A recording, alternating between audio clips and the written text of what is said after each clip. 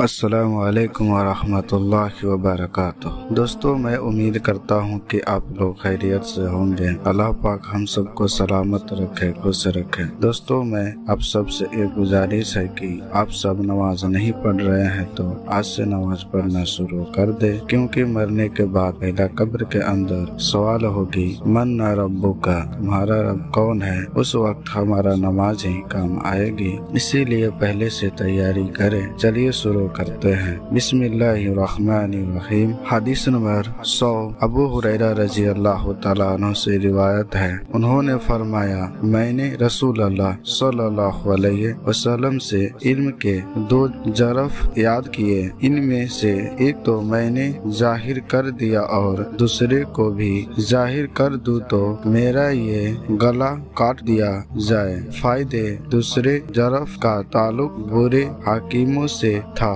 چنانچہ کچھ روایتوں میں اس کا بیان ہے۔ حدیث نمبر 100 صحیح بخاری۔ السلام علیکم ورحمۃ اللہ وبرکاتہ۔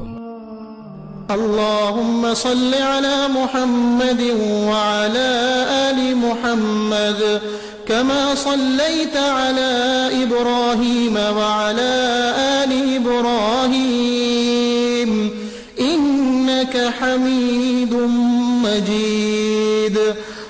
اللهم بارك على محمد وعلى آل محمد كما باركت على إبراهيم وعلى آل إبراهيم